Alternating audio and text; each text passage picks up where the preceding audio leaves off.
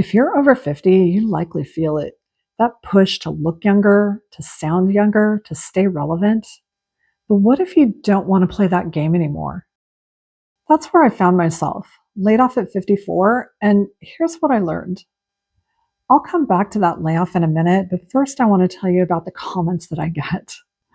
Someone commented on one of my videos telling me that I'm too old to have long hair. Someone else told me that it looks gorgeous and that I shouldn't change it just because I'm over 50. I've been told to dye my hair, to get Botox, to get a facelift. And in the same comment section, I've been told that I look great exactly as I am. But here's the truth. I have opinions about all of this, frankly strong ones. And today I'm going to tell you where I land and why, including the part that I don't usually actually say to anybody. Hi, I'm Carrie. Grab your coffee and let's chat. My mother started going gray at 13, so by the time I was 25, I was already dealing with it. And I started dyeing my hair immediately because I was 25. That was reason enough. I dyed my hair for about 25 years, and I'll be honest, it wasn't purely because of external pressure. I just wasn't ready to let it go natural.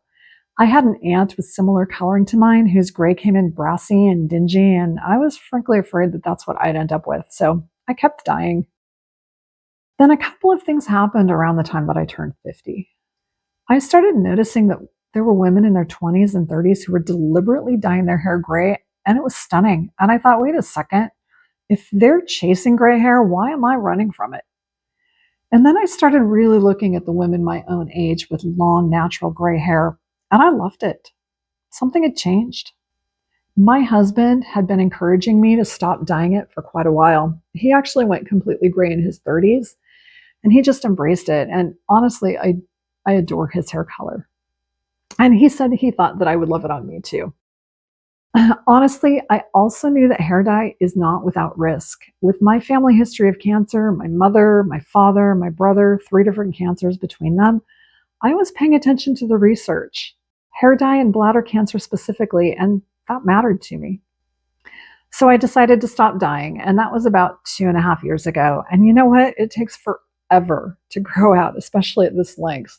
There's that line of demarcation that's got that visible border between your natural color and the dyed ends that you just can't really hide. I have thought about trying to dye it all gray, but that wouldn't be exactly right either. And eventually I'd be right in the same spot with just 2 different colors of gray instead of gray and this blondish, whatever this color is. So I'm waiting it out. And really what's coming in looks exactly like my mother's, just like my mother's gray. And I love it. So the frustration in growing it out is just the price required to get there. But there was another reason that I stopped. And I haven't really told anybody about this part. I stopped dyeing my hair partly because I thought I would never have to job hunt again. I was in a job I enjoyed, doing work that I felt was very stable. I thought I would retire from there, age 62, maybe later, I don't know. Never once did I think that I would be in the position of having to go back into the job market with gray hair. And I absolutely knew that gray hair is a liability in the job search when you're over 50. I'm not naive about that. Age discrimination is real and it is well documented. Appearance is part of how people make snap judgments about whether or not you're current, whether you're relevant, and frankly, whether or not you're worth the time to interview. So I made a calculated decision that I didn't need to play that game anymore. I was done. And then I got laid off.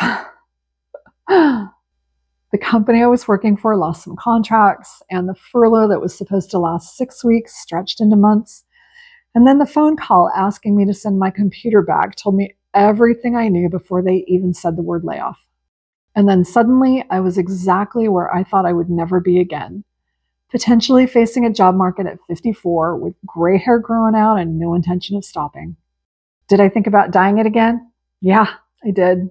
I'll be straight with you. If it came down to feeding my family or dyeing my hair, that's not even a question. You do what you have to do. But that wasn't my situation. We had enough to get by without my paycheck. But what I can tell you is this, somewhere in those months of that slow roll layoff, while I was home over the holidays thinking I was going back to work soon, I'd kind of gotten used to not working, and I started asking a different question. It was no longer, how do I get back in? But at first it was, do I actually need to get back in? And then eventually that turned to, do I even want back in? And after my last layoff at age 51, the job market was brutal. I sent out 117 applications over 9 months and I got zero full time job offers. None. I ended up piecing together a part time job and a contract job just to keep everything going. And at that time, I was even still dyeing my hair. In fact, I have a video about that whole experience too. I'll link it in the description below so you can check it out if you like. But that whole episode did play into my thinking as well. But the gray hair was also a big part of that answer. I just wasn't willing to perform a version of myself that I'd already decided to stop performing. And then let's talk about Botox. I will be honest with you, I know more about Botox than the average person who's had it done. I understand how it works, I understand the risks, and I did try it once. I developed accessory wrinkles as a result of Botox. That is a known risk. When you freeze one set of muscles, the muscles near them can compensate, and you can end up with lines that you did not have before. It happens. I knew it could happen, and it happened to me. Botox gave me new wrinkles. That was enough. It wasn't worth it. And I'll be honest with you, it's not like I love my wrinkles. I'm not going to sit here and tell you I've achieved some perfect Zen acceptance of aging. I haven't. I still stand in front of the mirror and do this.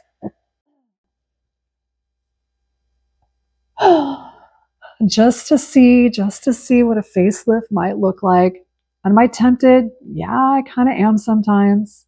And then I think, my husband tells me I'm beautiful. And I could spend that money on seeing the world instead of on my face. And when I look at women who've had a lot of work done, and frankly, men too, and you can almost always tell, right? I see something that I don't want. I see hiding, and I don't want to hide.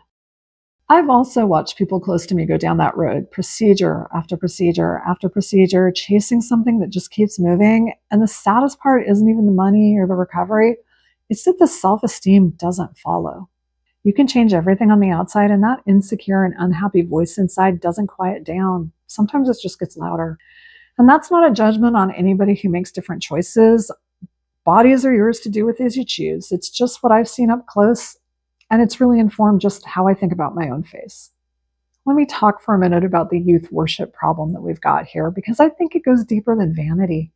We live in a culture that has decided that aging is a flaw to be corrected, not a natural process, not evidence of a life lived, but a problem. And the beauty industry has built an entire economy on that belief. Aging cream, anti-aging creams, fillers, procedures, dyes. The message underneath all of it is that the way that you look naturally is not acceptable, so pay us to fix it. And we do. Women especially, but men too. The average American woman spends thousands of dollars every year on appearance maintenance. Hair color alone, salon visits, products, the time, it all adds up to a significant number over a decade. And I'm not saying that's wrong. I did it myself. I dyed my hair for 25 years. But I think that we should be honest about what we're buying when we're buying it. We're buying acceptance or the hope of it. We're buying a feeling that we won't be dismissed or passed over or made invisible. And for women over 50 in the marketplace, men too, that fear is not irrational. It's based on real experience, and I've lived it. But here's what I've come to believe. The acceptance we're buying is temporary and conditional. You can dye your hair and still get laid off. You can get Botox and still get passed over.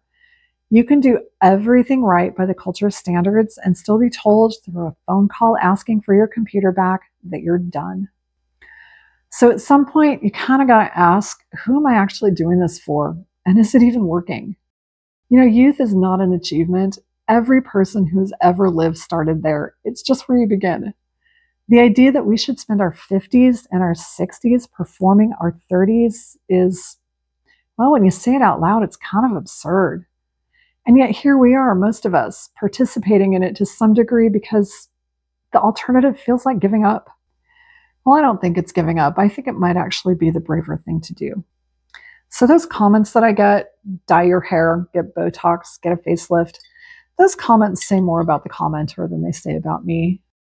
If you're young, you'll be here someday, God willing. And if you're already here and you feel like you have to hide it, I understand that. The pressure is real and I'm not dismissing it.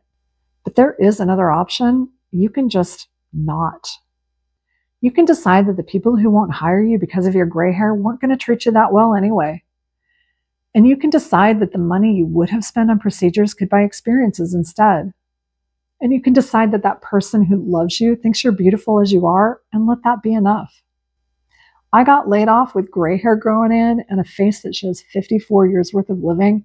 And I'm still sitting here in a house that my husband built for me with a channel that's finding its people 4 months from turning 55 and figuring out what comes next.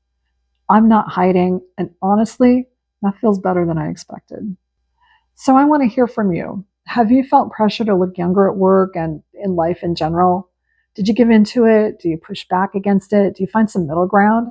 Drop it in the comments. This is exactly the conversation that I want to have. And if this resonates with you, subscribe and turn on notifications. I've got more real talk coming.